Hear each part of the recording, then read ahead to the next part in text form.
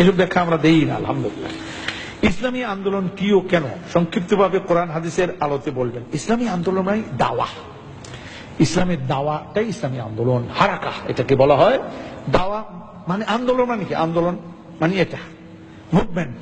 Movement মানে কি communication. আপনি যেটা বুঝলেন আরেকজনের কাছে এটা কমিউনিকেট করলেন, এটা মুভমেন্ট হয়ে গেল।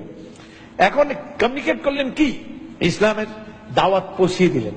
এই দাওয়াতটি যারা গ্রহণ করলো তাদেরকে নিয়ে আপনি জমাত গঠন করবেন, ঐক্যবদ্ধ থাকবেন। কারণ এদেরকে রেখে কি করতে হবে, তারবিয়ত করতে হবে, এদেরকে শিক্ষা দিতে হবে, এদের প্রশিক্ষণ দিতে হবে, কোরআন হাদিস তাফসীর ফিকহ এগুলি দিয়ে তাদেরকে তৈরি করতে হবে।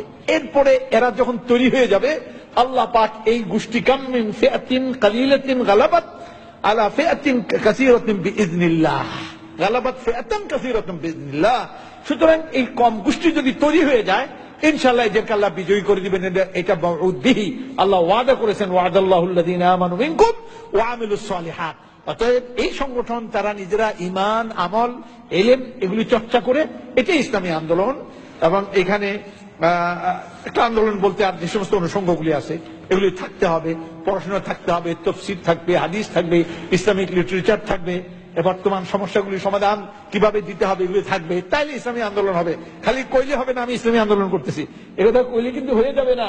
ইদা সাবাতা শাইউন সাবাতা বিলাওয়াজিমিহি, কোন জিনিস যদি প্রমাণিত হয় তার সকল অনুষঙ্গগুলি দিয়ে প্রমাণিত হতে হবে, অনুষঙ্গগুলি থাকতে হবে। অতএব এইভাবে ইসলামী আন্দোলন হতে পারে। মৌলানা ইমাম মওদুদী রহমতুল্লাহ আলাইহির জীবন ও কর্ম মিশন সম্বন্ধে জানতে চাই। ওনার সম্বন্ধে আরব বিশ্বে বিশেষ করে শেখ বিন বাজ কি ধারণা পোষণ করতেন। মৌলানা মওদুদীর বিষয়টি নিয়ে তো আর এখানে বলা যাবে না। মৌলানা মওদুদী আলাইহির রহমত তিনি যখন ইন্তেকাল করেন তখন কিন্তু আমি সৌদি আরবে, এবং তখন বাদশাহ আপনার কি বলে খালিদ তিনি ছিলেন আমেরিকাতে চিকিৎসায়, আর ফাহাদ ছিলেন তখন দায়িত্বে, ক্রাউন প্রিন্স ছিলেন। ফাহাদ কিন্তু তখন হুকুম জারি করে দিছে হারামাইনে জানাজা, গায়বানা জানাজা হবে হারামাইনে, এবং সেই নামাজে আমি শরীক হয়েছি আলহামদুলিল্লাহ। মওলানা ইমাম মওদুদী তারা বলছেন ইমাম মওদুদী ইন্তেকাল করেছেন, অতএব হারামাইনে গায়বানা জানাজা হবে। মদিনা ইউনিভার্সিটি, বর্তমান মদিনা ইউনিভার্সিটি, এটা মওলানা মওদুদীর চিন্তার ফসল। যারা প্রথম উদ্যোক্তা ছিলেন তখন মওলানা মওদুদী ছিলেন। রাবেতা আলম ইসলামী যেটা আপনারা শুনতেছেন, প্রথম ফাউন্ডার সদস্য মওলানা মওদুদী, এটা তার চিন্তার ফসল এগুলি। এবং বাদশাহ ফয়সাল ওনাকে খুবই সম্মান করতেন, অত্যন্ত সম্মান, তাকে ইমাম বলা হয়। মওলানা মওদুদী আলাইহির রহমত তাকে ইমাম মনে করা হয়। কাজে আপনারা জানতে চাইছেন শেখ বিন বাজের সঙ্গে যখনই আমরা দেখা করতাম তখন কিন্তু কাইফা হাল উস্তাদ গোলাম আজম কেমন আছে, গোলাম আজম, তাহলে বুঝেন মওলানা মওদুদী আলাইহির রহমতের ব্যাপারটা কি কেমন।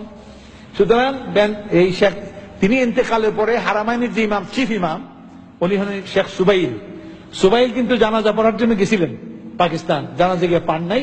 জানাজা পড়াইছেন ইউসুফ আল করদাওয়ী, বর্তমান বিশ্বের অন্যতম শ্রেষ্ঠ আলেম, উনি জানাজা পড়াইছিলেন। শেখ সুবাইল জানাজা পান নাই, কিন্তু গিয়েছিলেন, উপস্থিত হয়েছিলেন জানাজা পড়ার জন্য। কাজে আপনারা বুঝতেই পারেন যে ওনাদের দাম মর্যাদা কি ছিল, দাম কি ছিল।